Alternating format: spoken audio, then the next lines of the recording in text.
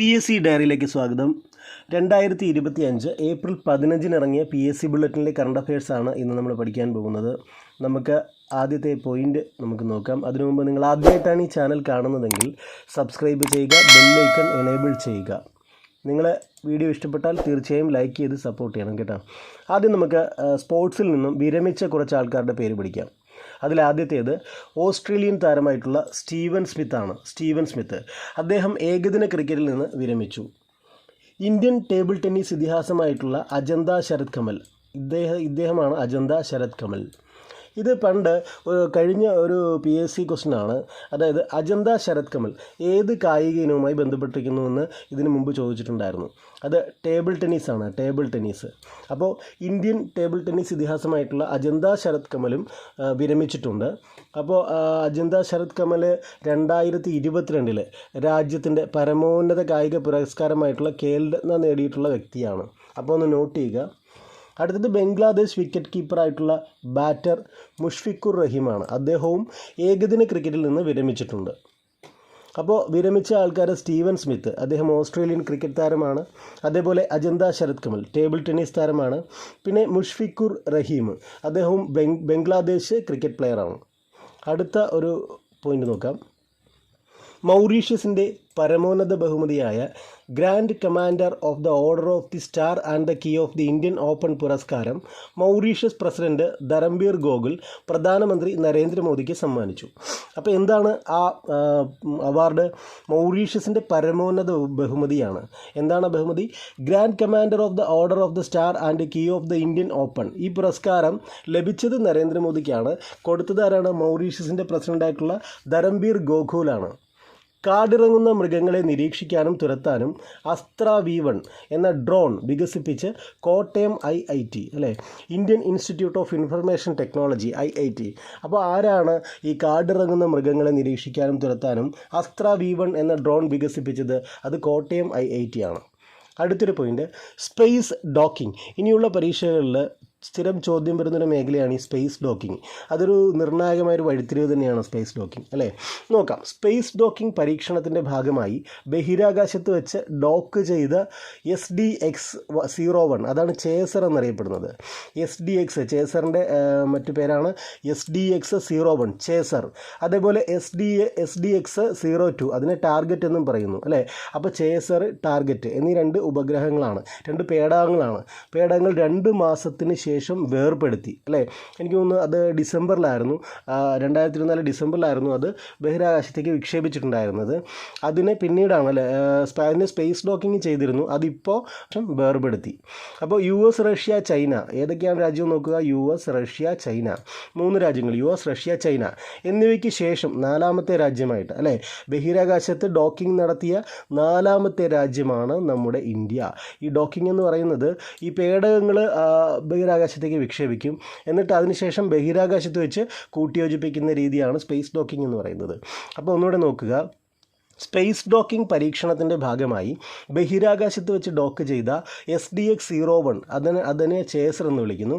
അതേപോലെ SDX-02 target എന്നീ പേടകങ്ങൾ 2 മാസത്തിന് ശേഷം വേർപെടുത്തി. US, റഷ്യ, ചൈന എന്നിവയ്ക്ക് ശേഷം ബഹിരാകാശത്ത് ഡോക്കിംഗ് നടത്തിയ 4ാമത്തെ രാജ്യമാണ് നമ്മുടെ ഇന്ത്യ. അടുത്തൊരു പോയിൻ്റാണ്, ഇന്ത്യൻ പാർലമെൻറ്റിൻ്റെ ഇംപീച്ച്മെൻറ്റ് നടപടി നേരിട്ട ആദ്യത്തെ സുപ്രീം കോടതി ജഡ്ജിയായിരുന്ന ജസ്റ്റിസ് V രാമസ്വാമി അന്തരിച്ചു. എന്താണ് ഇദ്ദേഹത്തിൻ്റെ പ്രത്യേകത? ഇന്ത്യൻ പാർലമെൻറ്റിൻ്റെ ഇംപീച്ച്മെൻറ്റ് നടപടി നേരിട്ട ആദ്യത്തെ സുപ്രീം കോടതി ജഡ്ജിയായിരുന്നു ജസ്റ്റിസ് V രാമസ്വാമി. അദ്ദേഹം അന്തരിച്ചു. ഇന്ത്യയുടെ മുൻ ഓൾറൗണ്ടർ സയ്യിദ് ആബിദ് അലി അല്ലേ, അദ്ദേഹവും അന്തരിച്ചു. ഇന്ത്യയുടെ മുൻ ഓൾറൗണ്ടറായിരുന്നു സയ്യിദ് ആബിദ് അലി, അദ്ദേഹവും അന്തരിച്ചു. പ്രശസ്ത എഴുത്തുകാരനും സാമൂഹിക പ്രവർത്തകനുമായ AK പുതുശ്ശേരി അന്തരിച്ചു. AK പുതുശ്ശേരി. മുൻ കേന്ദ്രമന്ത്രി ദേബേന്ദ്ര പ്രധാൻ അന്തരിച്ചു. അടുത്തൊരു പോയിന്റ്, ലാറ്ററൈറ്റ് ബേബി എന്ന ആർക്കിയോളജിക്കൽ ലോകത്ത് അറിയപ്പെടുന്ന പ്രശസ്ത ആർക്കിയോളജിസ്റ്റാണ് ഡോക്ടർ P രാജേന്ദ്രൻ. അദ്ദേഹവും അന്തരിച്ചു. അപ്പോൾ എന്താണ് ലാറ്ററൈറ്റ് ബേബി? അദ്ദേഹം അറിയപ്പെടുന്നത് എങ്ങനെയാണ്? ലാറ്ററൈറ്റ് ബേബി എന്നാണ്. ലാറ്ററൈറ്റ് ബേബി എന്ന ആർക്കിയോളജിക്കൽ ലോകത്ത് അറിയപ്പെടുന്ന പ്രശസ്ത ആർക്കിയോളജിസ്റ്റാണ് ഡോക്ടർ പി രാജേന്ദ്രൻ. അദ്ദേഹവും അന്തരിച്ചു. ക്രിക്കറ്റിനെ കുറിച്ചിട്ടാണ് നോക്കുക. ഇപ്പോൾ ഏറ്റവും ലേറ്റസ്റ്റ് ആയിട്ടുള്ള വനിതാ പ്രീമിയർ ലീഗ് ക്രിക്കറ്റ് കിരീടം നേടിയ ടീം ഏതെന്ന് ചോദിച്ചാൽ അത് മുംബൈ ഇന്ത്യൻസ് ആണ്. മുംബൈ ഇന്ത്യൻസ് പരാജയപ്പെടുത്തിയത് ഡൽഹി ക്യാപിറ്റൽസിനെയാണ്. ഡൽഹി ക്യാപിറ്റൽസിനെ 8 റൺസിനാണ് പരാജയപ്പെടുത്തിയത്. അപ്പോൾ ഒന്ന് ജസ്റ്റ് ഒന്ന് നിങ്ങൾ ഈ കറണ്ട് അഫയേഴ്സ് പഠിച്ചു പോകുമ്പോൾ ഒരു പേപ്പർ എടുത്തിട്ട് ജസ്റ്റ് പോയിൻ്റ് മാത്രം, കീവേഡ് മാത്രം ഒന്ന് എഴുതി വയ്ക്കുന്നത് നിങ്ങൾ ഓർത്തിരിക്കാൻ നല്ലതായിരിക്കും. പഠിക്കുമ്പോൾ തന്നെ ആ കീവേഡ് എഴുതി വെച്ചാൽ ഓർത്തിരിക്കാൻ നല്ലതായിരിക്കും. അപ്പോൾ വനിതാ പ്രീമിയർ ലീഗ് ക്രിക്കറ്റ് കിരീടം എന്നെഴുതിയിട്ട് വിന്നർ മുംബൈ ഇന്ത്യൻസ്. ആരെയാണ് റണ്ണറപ്പ് അല്ലേ? ആരെയാണ് പരാജയപ്പെടുത്തിയത്? ഡൽഹി ക്യാപിറ്റൽസിനെ 8 റൺസിന് പരാജയപ്പെടുത്തി. 2025 ഏഷ്യൻ വനിതാ കബഡി ചാമ്പ്യൻഷിപ്പിൽ ഇന്ത്യ വിജയികളായി. 2025 ഏഷ്യൻ വനിതാ കബഡി ചാമ്പ്യൻഷിപ്പിൽ ഇന്ത്യ വിജയികളായി. എവിടെയാണ് നടന്നത്? ടെഹ്റാനിൽ നടന്ന ഫൈനലിൽ ഇറാനെയാണ് തോൽപ്പിച്ചത്. അപ്പോൾ 2025 ഏഷ്യൻ വനിതാ കബഡി ചാമ്പ്യൻഷിപ്പിലെ വിജയി ഇന്ത്യയാണ്. അതേപോലെ റണ്ണറപ്പ് ആരാണ്? ഇറാനാണ്. മത്സരം ഫൈനൽ നടന്നത് ടെഹ്റാനാണ്. നോട്ട് ചെയ്ത് വയ്ക്കുക. പ്രാഗ് മാസ്റ്റേഴ്സ് ചെസ്സിൽ ഇന്ത്യയുടെ അരവിന്ദ് ചിദംബരത്തിന് കിരീടം അല്ലേ? ഇന്ത്യയുടെ അരവിന്ദ് ചിദംബരത്തിന് കിരീടം എവിടെയാണ്? പ്രാഗ് മാസ്റ്റേഴ്സ് ചെസ്സിലാണ്. അതേപോലെ താഷ്കൻഡ് ഓപ്പൺ ചെസ്സിൽ മലയാളിയായിട്ടുള്ള ഗ്രാൻഡ് മാസ്റ്റർ നിഹാൽ സരീനാണ് വിന്നർ. 10.20 സെക്കൻഡിൽ ഓട്ടം പൂർത്തിയാക്കി പുരുഷന്മാരുടെ 100 മീറ്ററിൽ ദേശീയ റെക്കോർഡിട്ട ആളാണ് ഗുർവീന്ദർ സിംഗ്. അവരുടെയൊക്കെ ചിത്രങ്ങളാണ് നിങ്ങൾ കാണുന്നത്. അപ്പോൾ എന്താണ്? 10.20 സെക്കൻഡിലാണ് ഓട്ടം പൂർത്തിയാക്കി പുരുഷന്മാരുടെ 100 മീറ്ററിൽ ദേശീയ റെക്കോർഡിട്ട വ്യക്തിയാണ് ഗുർവീന്ദർ സിംഗ്. തോമസ് ബാക്ക്, ഈ പേര് നിങ്ങൾ കുറേ നാളായിട്ട് കേൾക്കുന്നുണ്ടാവും അല്ലേ? തോമസ് ബാക്കിനെ അന്താരാഷ്ട്ര ഒളിമ്പിക് കമ്മിറ്റിയുടെ ആജീവനാന്ത ഓണററി പ്രസിഡൻ്റായി പ്രഖ്യാപിച്ചു അല്ലേ? തോമസ് ബാക്കിനെ അന്താരാഷ്ട്ര ഒളിമ്പിക് കമ്മിറ്റിയുടെ ആജീവനാന്ത ഓണററി പ്രസിഡൻ്റായി പ്രഖ്യാപിച്ചു. 2025 വനിതാ ഏകദിന ക്രിക്കറ്റ് ലോകകപ്പിൻ്റെ വേദി എവിടെയാണ്? വേദി ഇന്ത്യയാണ്. അപ്പോൾ ഇവിടെ നിന്ന് നോട്ട് ചെയ്യേണ്ട ഒരു പോയിൻ്റാണ്. ഒന്ന്, ഈ IPL വനിതാ പ്രീമിയർ ലീഗ് ക്രിക്കറ്റ് കിരീടം മുംബൈ ഇന്ത്യൻസിന് കിട്ടി. അത് ഓർത്ത് വയ്ക്കണം. പിന്നെ 2025 ഏഷ്യൻ വനിതാ കബഡി ചാമ്പ്യൻഷിപ്പിൽ വിജയി നമ്മുടെ ഇന്ത്യയാണ്. ഇതും ചോദിക്കാം. അതേപോലെ 2025 വനിതാ ഏകദിന ക്രിക്കറ്റ് ലോകകപ്പിൻ്റെ വേദി എവിടെയാണ്? അത് ഇന്ത്യയാണ്. ഇത് മൂന്നും ഈ പറഞ്ഞത് കൂട്ടത്തിൽ ഏറ്റവും പ്രധാനപ്പെട്ടതാണ്. കൃത്യമായ വിളവിവരങ്ങൾ ശേഖരിക്കുന്നതിനായി കേന്ദ്ര സർക്കാർ ആരംഭിച്ച സംവിധാനമാണ് ഡിജിറ്റൽ ക്രോപ്പ് സർവേ. കൃത്യമായ വിളവിവരങ്ങൾ ശേഖരിക്കുന്നതിനായി കേന്ദ്ര സർക്കാർ ആരംഭിച്ച സംവിധാനമാണ് ഡിജിറ്റൽ ക്രോപ്പ് സർവേ. റിസർവ് ബാങ്കിൻ്റെ പുതിയ ഡെപ്യൂട്ടി ഗവർണറായി പൂനം ഗുപ്തയെ നിയമിച്ചു. പൂനം ഗുപ്ത. അപ്പോൾ റിസർവ് ബാങ്കിൻ്റെ പുതിയ ഡെപ്യൂട്ടി ഗവർണർ ആരാണ്? പൂനം ഗുപ്തയാണ്. ഫോബ്സിൻ്റെ ഈ വർഷത്തെ കോടീശ്വരന്മാരുടെ പട്ടിക പുറത്തുവിട്ടിട്ടുണ്ട്. പട്ടികയിൽ 1-ാം സ്ഥാനത്ത് ഇലോൺ മസ്ക്. അദ്ദേഹത്തിൻ്റെ ആസ്തി എന്ന് പറയുന്നത് 34,200 കോടിയാണ്. 34,200 കോടി. ഇനി $9,250 കോടി ആസ്തിയുള്ള മുകേഷ് അംബാനിയാണ് ഇന്ത്യയിൽ 1-ാം സ്ഥാനത്ത് നിൽക്കുന്നത്. അടുത്തത് നമ്മുടെ മലയാളി ആരെന്ന് ചോദിച്ചാൽ അത് MA യൂസഫലിയാണ് അല്ലെ? MA യൂസഫലി $550 കോടി അദ്ദേഹത്തിൻ്റെ ആസ്തി എന്ന് പറയുന്നത്. MA യൂസഫലിയാണ് കേരളീയൻ അല്ലെ, മലയാളി എന്ന് പറയുന്നത്. അപ്പോൾ ഇതാണ് ഫോബ്സിൻ്റെ ഈ വർഷത്തെ ശതകോടീശ്വര പട്ടിക പുറത്തുവിട്ടു. 1-ാം സ്ഥാനത്ത് നിൽക്കുന്നത് ഇലോൺ മസ്ക് ആണ്. ഇന്ത്യക്കാരൻ ആരെന്ന് ചോദിച്ചാൽ ഇന്ത്യയിലെ 1-ാമത്തെ കോടീശ്വരൻ ആരെന്ന് ചോദിച്ചാൽ അത് മുകേഷ് അംബാനിയാണ്. അതേപോലെ കോടീശ്വരനായിട്ടുള്ള മലയാളി ആരെന്ന് ചോദിച്ചാൽ അത് യൂസഫലിയാണ്. 2025 ബിംസ്റ്റെക് ഉച്ചകോടി തായ്ലൻഡിലാണ് നടന്നത്. അപ്പോൾ ബിംസ്റ്റെക് ഉച്ചകോടി 2025 എന്ന് എഴുതിയിട്ട് എവിടെയാണ്? തായ്ലൻഡ് എന്ന് എഴുതുക. അപ്പോൾ 2025 ബിംസ്റ്റെക് ഉച്ചകോടി നടന്നത് തായ്ലൻഡിലാണ്. ഗ്രീസിലെ ആൻഡ്രാവിയ വ്യോമത്താവളത്തിൽ നടന്ന ബഹുരാഷ്ട്ര വ്യോമാഭ്യാസമാണ് ഇനിയോച്ചോസ് 25 അല്ലേ? അപ്പോൾ ഇത് എവിടെയാണ് നടന്നത്? ഗ്രീസിലെ ആൻഡ്രാവിയ വ്യോമത്താവളത്തിലാണ്. ഇനിയോച്ചോസ് 25 എന്നാണ് അറിയപ്പെടുന്നത്. ഇത് ബഹുരാഷ്ട്ര വ്യോമാഭ്യാസമാണ്. അടുത്തിടെ അന്തരിച്ച ചില പ്രഗത്ഭരെക്കുറിച്ച് ഇനി നമുക്ക് നോക്കാം. അതിൽ ആദ്യത്തെ ആൾ വിഖ്യാത ഹോളിവുഡ് നടനായിട്ടുള്ള വാൽ കിൽമർ. അദ്ദേഹം അന്തരിച്ചു. അധ്യാപകനും ഭാഷാശാസ്ത്രജ്ഞനും ഗ്രന്ഥകാരനുമായ ഡോക്ടർ TB വേണുഗോപാല പണിക്കർ അന്തരിച്ചു. പ്രശസ്ത ബോളിവുഡ് നടൻ മനോജ് കുമാർ അന്തരിച്ചു. പ്രശസ്ത കഥാപ്രസംഗം കലാകാരൻ ഐലം ഉണ്ണികൃഷ്ണൻ അന്തരിച്ചു. അതേപോലെ മലയാള സിനിമയിലെ ശ്രദ്ധേയരായ നായക നടന്മാരിൽ ഒരാളായിരുന്നു രവികുമാർ മേനോൻ. അദ്ദേഹവും അന്തരിച്ചു. രവികുമാർ മേനോൻ. മ്യാൻമറിലും തായ്ലൻഡിലും ഉണ്ടായ ഭൂകമ്പത്തിൽ ആയിരക്കണക്കിന് ആളുകൾക്ക് ജീവൻ നഷ്ടപ്പെട്ടു. ഇതൊന്ന് നോട്ട് ചെയ്യണം. എവിടെയാണ് ഭൂകമ്പം ഉണ്ടായിട്ടുള്ളത്? ഇത് 2025 അല്ലെ, മ്യാൻമറിലും തായ്ലൻഡിലുമാണ്. രാജ്യത്തെ ആദ്യ വെർട്ടിക്കൽ കടൽപ്പാലമായ പാമ്പൻ പാലം അല്ലെ, ഇത് രാമേശ്വരത്താണ്. രാമേശ്വരത്തെ പാമ്പൻ പാലം 2005 ഏപ്രിൽ 6 പ്രധാനമന്ത്രി നരേന്ദ്രമോദി രാജ്യത്തിന് സമർപ്പിച്ചു. അപ്പോൾ ഓർത്തിരിക്കേണ്ട പോയിന്റ് ഏതൊക്കെയാണ്? രാജ്യത്തെ ആദ്യത്തെ വെർട്ടിക്കൽ കടൽപ്പാലം ഏതാണ്? പാമ്പൻ പാലം. ഇതെവിടെയാണ്? രാമേശ്വരത്ത് അല്ലേ. എന്നാണ് പ്രധാനമന്ത്രി ഇത് രാജ്യത്തിന് സമർപ്പിച്ചത്? 2025 ഏപ്രിൽ 6. ഭൂകമ്പ ദുരിതമനുഭവിക്കുന്ന മ്യാൻമാറിനെ സഹായിക്കാൻ ഇന്ത്യ നടത്തിയ രക്ഷാപ്രവർത്തനമാണ് ഓപ്പറേഷൻ ബ്രഹ്മ എന്ന് പറയുന്നത്. അടുത്തിടെ ഭൂകമ്പം ഉണ്ടായിട്ടുള്ളത് മ്യാൻമാറിലാണ്. ആ ഭൂകമ്പമുണ്ടായ മ്യാൻമാറിനെ സഹായിക്കാൻ ഇന്ത്യ നടത്തിയ രക്ഷാപ്രവർത്തനമാണ് ഓപ്പറേഷൻ ബ്രഹ്മ. മാർച്ചിൽ ബംഗാൾ ഉൾക്കടലിൽ നടന്ന ഇന്ത്യ ബംഗ്ലാദേശ് സംയുക്ത നാവികാഭ്യാസമാണ് ബോംഗോ സാഗർ എന്ന് കേൾക്കുമ്പോഴേ നമുക്കറിയാമല്ലേ, ഇന്ത്യയും ബംഗ്ലാദേശും സംയുക്തമായി നടത്തുന്ന നാവികാഭ്യാസമാണെന്ന്.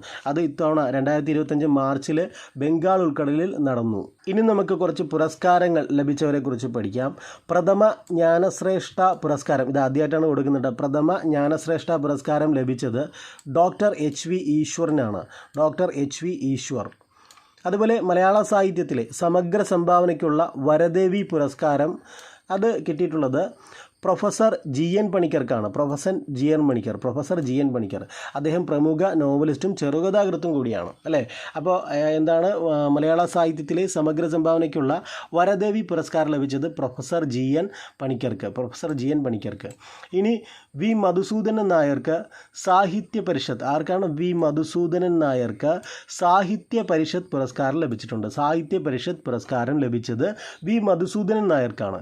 പ്രഥമ ഭാരതീയ, ആദ്യമായിട്ട് കൊടുക്കുകയാണ്, അതാണ് പ്രഥമ ഭാരതീയ വിദ്യാകീർത്തി പുരസ്കാരം ശ്രീകുമാരൻ തമ്പിക്കാണ്. ഞാൻ ഈ ആദ്യമായിട്ട് കൊടുക്കുകയാണെന്നുള്ളത് പ്രഥമ എന്ന് കേൾക്കുമ്പോഴേ നമുക്കറിയാം, പിന്നെ എടുത്തു പറയുന്നത് ചിലപ്പോൾ ശ്രദ്ധിക്കാതെ പോകും. അതുകൊണ്ടാണ് ഇത് ആദ്യമായിട്ട് കൊടുക്കുന്നൊരു പുരസ്കാരമാണ് നോട്ട് ചെയ്യാൻ പറയുന്നത്.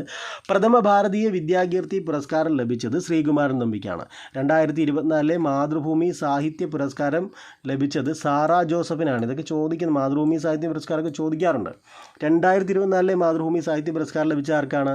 സാറാ ജോസഫിനാണ്. 3 ലക്ഷം രൂപയും പ്രശസ്തി പത്രവും ശില്പവുമാണ് ഇതിന് കൊടുക്കുന്നത്. നിങ്ങളുടെ ലൈക്കാണ് എൻ്റെ ഒരു മൈലേജ്. നിങ്ങൾ ലൈക്ക് ചെയ്ത് തന്നെ സപ്പോർട്ട് ചെയ്യുക. ലൈക്ക് വളരെ കുറവാണ്, വീഡിയോ കണ്ടുവിടുന്നതേ ഉള്ളൂ. അതുപോലെ വീഡിയോ കാണുന്ന ഭൂരിപക്ഷം ആൾക്കാരും സബ്സ്ക്രൈബ് ചെയ്യാത്തവരാണ്. സബ്സ്ക്രൈബ് ചെയ്ത് നിങ്ങൾ ലൈക്ക് ചെയ്ത് സപ്പോർട്ട് ചെയ്യുക. ശ്രീ ചിത്തിര തിരുനാൾ മഹാരാജാവിൻ്റെ സ്മരണാർത്ഥം ശ്രീ ചിത്തിര തിരുനാൾ ട്രസ്റ്റ് ഏർപ്പെടുത്തിയ അവാർഡ് ലഭിച്ചത് ഒന്ന് നടൻ ജയറാമാണ്, നമ്മുടെ സിനിമാ നടൻ ജയറാം. മറ്റൊന്ന് PR ശ്രീജേഷ്. അപ്പോൾ ആർക്കൊക്കെയാണ് ശ്രീ ചിത്തിര തിരുനാൾ പുരസ്കാരം ലഭിച്ചത്? അത് ജയറാമിനും PR ശ്രീജേഷിനും. പ്രൊഫസർ കെടാകുളം കരുണാകരൻ പുരസ്കാരം മുൻ ചീഫ് സെക്രട്ടറി K. ജയകുമാറിന് ലഭിച്ചു അല്ലേ. മുൻ കെടാകുളം കരുണാകരൻ പുരസ്കാരം ലഭിച്ച വ്യക്തിയാണ് മുൻ ചീഫ് സെക്രട്ടറി ആയിട്ടുള്ള K. ജയകുമാർ. ഗായത്രി ചക്രവർത്തി സ്പിവാക്കിന് നോർവേയുടെ ഉന്നത ബഹുമതിയായ ഹോൾബർഗ് പുരസ്കാരം ലഭിച്ചു. ഗായത്രി ചക്രവർത്തി സ്പിവാക്കിന് നോർവേയുടെ ഉന്നത ബഹുമതിയായിട്ടുള്ള ഹോൾബർഗ് പുരസ്കാരം ലഭിച്ചു. 4.6 കോടി രൂപയാണ് സമ്മാനത്തുക. 2024 തകഴി സാഹിത്യ പുരസ്കാരം ലഭിച്ച ആർക്കാണ്? അത് KP സുധീരയ്ക്കാണ്. 2024 തകഴി പുരസ്കാരം KP സുധീരയ്ക്ക്. 1975 ഇന്ത്യ ഹോക്കി ലോകകപ്പ് വിജയിച്ചതിൻ്റെ 50ാം വാർഷികത്തോടനുബന്ധിച്ച് പുറത്തിറക്കിയ പുസ്തകമാണ് മാർച്ച് ഓഫ് ഗ്ലോറി. അപ്പോൾ മാർച്ച് ഓഫ് ഗ്ലോറി എന്ന് പറയുന്ന ഒരു പുസ്തകമാണ്. അത് എന്തിൻ്റെ ഓർമ്മയ്ക്ക് ഇറക്കിയതാണ്? 1975 ഇന്ത്യ ഹോക്കി ലോകകപ്പ് വിജയിച്ചിരുന്നു. അതിൻ്റെ 50 വർഷമായിട്ടുണ്ട് ഇപ്പോൾ അല്ലേ. അപ്പോൾ 50ാം വാർഷികത്തോടനുബന്ധിച്ച് പുറത്തിറക്കിയ പുസ്തകമാണ് മാർച്ച് ഓഫ് ഗ്ലോറി. PR നാഥന് കൃത പുരസ്കാരം അല്ലേ. കൃത പുരസ്കാരം ലഭിച്ച വ്യക്തിയാണ് PR നാഥൻ. ഇന്ത്യൻ കൗൺസിൽ ഓഫ് മെഡിക്കൽ റിസർച്ചിൻ്റെ first in the world challenge ഗ്രാൻഡിന് ഡോക്ടർ ഗൗതം ചന്ദ്ര അർഹനായി. 7 കോടി രൂപയുടേതാണ് ഗ്രാൻഡ് അല്ലേ. ഇന്ത്യൻ കൗൺസിൽ ഓഫ് മെഡിക്കൽ റിസർച്ചിൻ്റെ first in the world challenge ഗ്രാൻഡിന് ഡോക്ടർ ഗൗതം ചന്ദ്ര അർഹനായി. PN പണിക്കർ ഫൗണ്ടേഷൻ്റെ PN പണിക്കർ ഫൗണ്ടേഷൻ പുരസ്കാരം ഡോക്ടർ മണക്കാല ഗോപാലകൃഷ്ണൻ ലഭിച്ചു, അല്ലേ? Doctor Manakkala Gopalakrishnan. PN Panicker foundation പുരസ്കാരം ലഭിച്ചത് ഡോക്ടർ മണക്കാല ഗോപാലകൃഷ്ണൻ. മികച്ച ക്ഷയരോഗ നിവാരണ പ്രവർത്തനങ്ങൾക്കായുള്ള ദേശീയ പുരസ്കാരം കേരളത്തിന് ലഭിച്ചു. മികച്ച ക്ഷയരോഗ നിവാരണ പ്രവർത്തനങ്ങൾക്കായുള്ള ദേശീയ പുരസ്കാരം കേരളത്തിന് ലഭിച്ചു. Lando Norris 2025 Australian grand prix ജേതാവാണ്, അല്ലെ? ഓസ്ട്രേലിയൻ ഗ്രാൻഡ് പ്രിക്സ് ജേതാവാണ് Lando Norris. 2025 Australian grand prix ജേതാവാണ്. ബെലറൂസിൻ്റെ പ്രസിഡൻ്റായി 7ാം തവണയും അലക്സാണ്ടർ ലൂക്കാഷെങ്കോ അധികാരമേറ്റു. അപ്പോൾ ബെലറൂസിൻ്റെ 7ാം തവണയും പ്രസിഡൻ്റായി മാറിയതാരാണ്? അലക്സാണ്ടർ ലൂക്കാഷെങ്കോ. ഗ്രോക്കിനെ കുറിച്ച് നമുക്കറിയാം, അല്ലേ? എന്താണ് ഗ്രോക്ക്? ഇലോൺ മസ്കിൻ്റെ XAI പുതുതായി പുറത്തിറക്കുന്ന ചാറ്റ് ബോട്ടാണ് ഗ്രോക്ക് 3 എന്ന് പറയുന്നത്, അല്ലേ? അപ്പോൾ ചാറ്റ് ജി പി ടി പോലെയൊക്കെ ഉള്ളതാണ് ഗ്രോക്ക്. അതിൻ്റെ ലേറ്റസ്റ്റ് വെർഷൻ പുറത്തിറക്കിയിട്ടുണ്ട്, അതാണ് ഗ്രോക്ക് 3, അല്ലേ? ഇത് ആരുടെ ഉടമസ്ഥതയിലുള്ളതാണ്? ഇലോൺ മസ്കിൻ്റെ XAI, അല്ലേ? അവരുടെ ഇലോൺ മസ്കിൻ്റെയാണ് XAI. അത് പുറത്തിറക്കിയതാണ് ഗ്രോക്ക് 3 എന്ന് പറയുന്ന വെർഷൻ. ബ്ലൂ ഗോസ്റ്റ് പേടകത്തെ ചന്ദ്രനിലിറക്കി അമേരിക്കൻ സ്വകാര്യ കമ്പനിയായ ഫയർഫ്ലൈ എയ്റോസ്പേസസ്. ചന്ദ്രനിൽ സുരക്ഷിതമായി ഇറങ്ങുന്ന 2ാമത്തെ സ്വകാര്യ ലാൻഡർ, ലാൻഡിംഗ് സമ്പൂർണ്ണ വിജയമാകുന്ന ആദ്യത്തെ സ്വകാര്യ ലാൻഡർ എന്നീ നേട്ടങ്ങൾ ബ്ലൂ ഗോസ്റ്റ് സ്വന്തമാക്കി. അപ്പോൾ എന്തൊക്കെയാണ് ബ്ലൂ ഗോസ്റ്റിൻ്റെ നേട്ടങ്ങൾ? 1. ബ്ലൂ ഗോസ്റ്റ് പേടകത്തെ ചന്ദ്രനിലിറക്കി അമേരിക്കൻ സ്വകാര്യ കമ്പനിയായ ഫയർഫ്ലൈ എയ്റോസ്പേസ് എന്ന് പറഞ്ഞാൽ ബ്ലൂ ഗോസ്റ്റ് ആരുടെ ഉടമസ്ഥതയിൽ ഉള്ളതാണ്? ഫയർഫ്ലൈ എയ്റോസ്പേസസ് എന്ന് പറയുന്ന അമേരിക്കൻ സ്വകാര്യ കമ്പനിയുടെ കീഴിലുള്ളതാണ് ബ്ലൂ ഗോസ്റ്റ്. ചന്ദ്രനിൽ സുരക്ഷിതമായി ഇറങ്ങുന്ന 2ാമത്തെ സ്വകാര്യ ലാൻഡറാണ് ബ്ലൂ ഗോസ്റ്റ്. അതുപോലെ ലാൻഡിംഗ് സമ്പൂർണ്ണ വിജയമാകുന്ന ആദ്യത്തെ സ്വകാര്യ ലാൻഡറാണ് ബ്ലൂ ഗോസ്റ്റ്. അടുത്തൊരു പോയിൻ്റ്, 2024 കേന്ദ്ര സാഹിത്യ അക്കാദമി മലയാളത്തിലേക്കുള്ള വിവർത്തന പുരസ്കാരത്തിന് അർഹനായ വ്യക്തിയാണ് KV കുമാരൻ. എൽ ഭൈരപ്പയുടെ കന്നഡ നോവലായ യാനം അതേ പേരിൽ മലയാളത്തിലേക്ക് പരിഭാഷപ്പെടുത്തിയതിനാണ് പുരസ്കാരം ലഭിച്ചത്. അപ്പോൾ എന്താണ്? 2024 കേന്ദ്ര സാഹിത്യ അക്കാദമി മലയാളത്തിലേക്കുള്ള, അത്ര ഓർക്കണ്ട, 2024 കേന്ദ്ര സാഹിത്യ അക്കാദമിയുടെ വിവർത്തനത്തിനുള്ള അവാർഡ് ലഭിച്ചത് ആർക്കാണ്? KV കുമാരൻ, അല്ലേ? മലയാളത്തിലേക്കുള്ള വിവർത്തനത്തിനുള്ള അവാർഡ് ലഭിച്ചത് KV കുമാരനാണ്. ഏത് കൃതിയാണ് മലയാളത്തിലേക്ക് വിവർത്തനം ചെയ്തത്? എൽ ഭൈരപ്പയുടെ കന്നഡ നോവലായ യാനം എന്നാണ്, അല്ലേ? യാനം അതേ പേരിൽ തന്നെയാണ് മലയാളത്തിലേക്ക് വിവർത്തനം ചെയ്തത്. അദ്ദേഹത്തിന് അവാർഡ് ലഭിച്ചു. അപ്പോൾ ഇത്രയുമാണ് നമുക്ക് പഠിക്കാനുള്ളത്. നിങ്ങൾ ലൈക്ക് ചെയ്ത് സപ്പോർട്ട് ചെയ്യുക. ലൈക്ക് വളരെ കുറവാണ്. അപ്പോൾ എല്ലാവർക്കും വിജയാശംസകൾ. All the best. Thank U.